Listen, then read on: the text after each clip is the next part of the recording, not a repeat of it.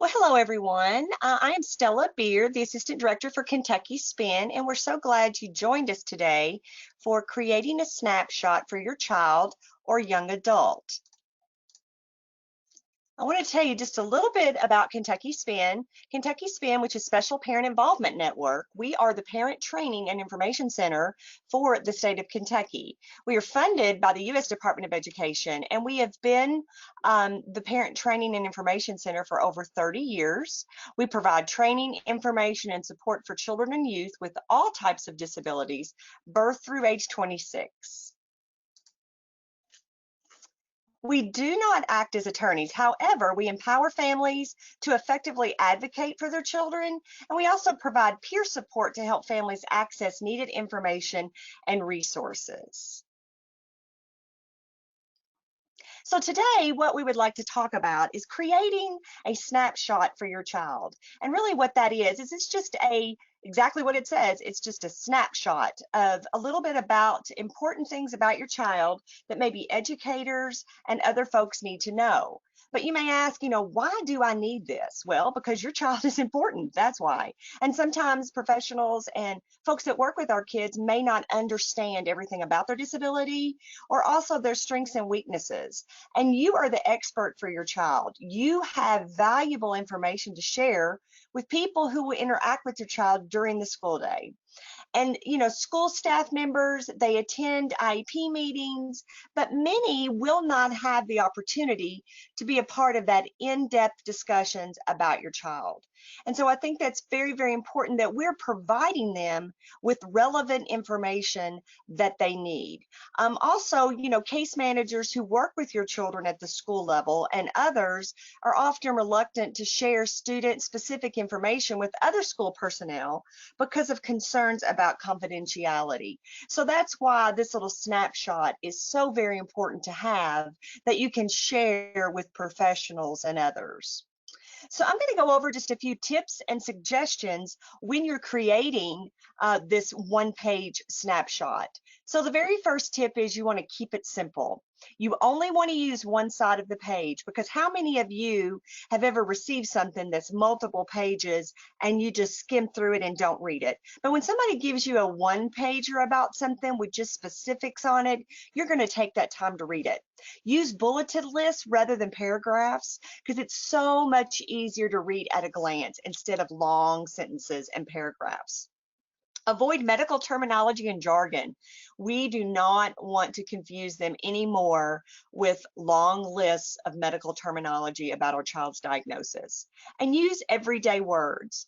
The second tip, prioritize. Include no more than 5 or 6 points in each of the areas on the template. The snapshot should just be that, a snapshot, very simple and to the point. You want to keep it personal. Be sure to include a current photo of your child. Be very specific about your child, not just about their disability. So list some fun things, and we're going to see examples here in just a minute.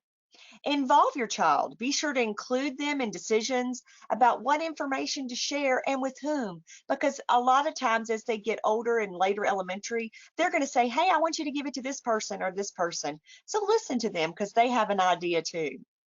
And decide who needs a copy. Think of others in the school who may work with your child, but maybe not every day. And I think that's real critical. So it could be a teacher they may only see, one day a week, but that teacher may need to know important information about your child.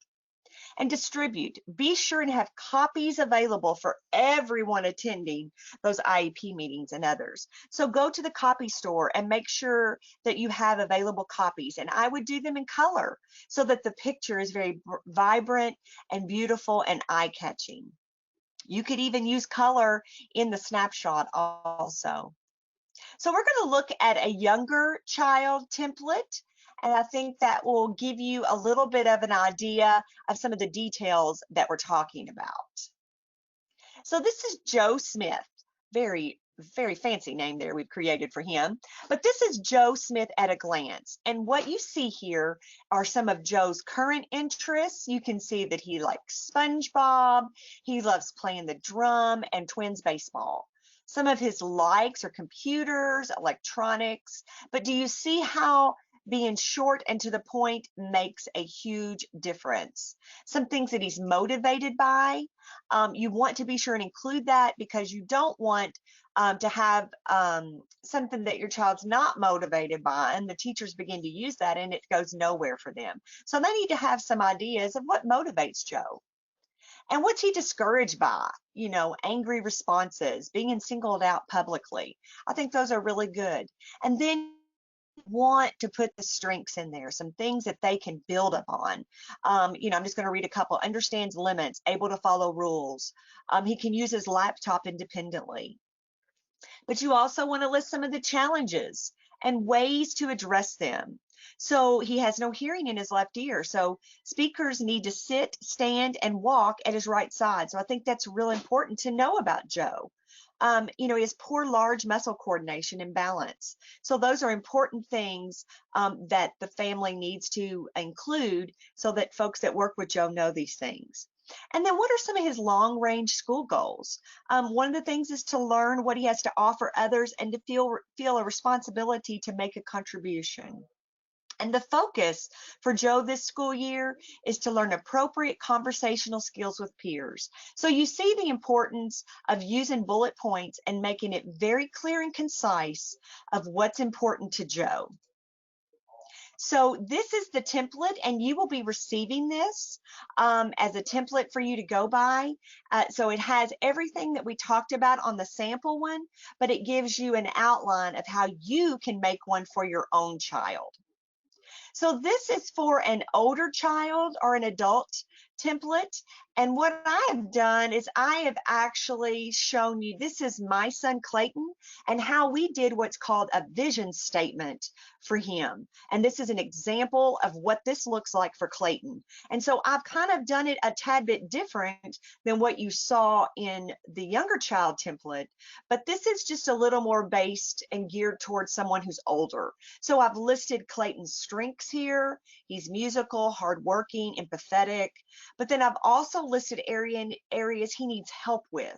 So you see how the verbiage is geared more toward an adult or a young adult versus a child. And so I think that's very important, especially when you are working with someone who is older who has a disability. Clayton's 24, so I want to gear all of this more on an adult level. His vision statement talks about his jobs and what he enjoys, and that someday he wants to live in his own home and get married. And these are some of his accomplishments. I think that's real important. So the folks that I give his vision statement to are maybe people that he works with, maybe some of his staff that helps him, maybe some friends or peers that go out with him in the community and help him with different things. And this just kind of helps them understand some things more about Clayton that he may not be able to share. And what works for him: peer modeling and support, and age appropriate awards. I think that's real important too. We want to stay very age specific. And what doesn't work for him: giving him too many tasks at one time and removing him from friends. So I like the two examples. I think those are very important for us to have, that we have one that is geared specifically for a child, but one that is also geared specifically for an adult. So on this slide here, I have given you the links to where we got this information from. The student snapshot is actually a Pacer Center action information sheet, and you can find it on pacer.org. And then the vision statement came from a Kentucky agency called Kentucky Works, and it's a collaborative effect to support youth and young adults with intellectual disabilities, autism, and multiple disabilities in finding competitive employment. And so they've created the template designed for older teens and adults called the vision statement. So the one you saw that I had on the previous slide is the one I created for my son Clayton, but I'm giving you the link to the template, and we are also going to be providing those in the handout section of the webinar. So that was short and sweet, but we wanted to hop on here and give you a little idea of how to create that. I know it's summer right now and you might not be thinking about creating this, but this gives you plenty of time to prepare for this for when you do go back to school, when your child does go back to school, and you can have those available for professionals and teachers. Thank you so much for watching, and I hope you all have a wonderful day.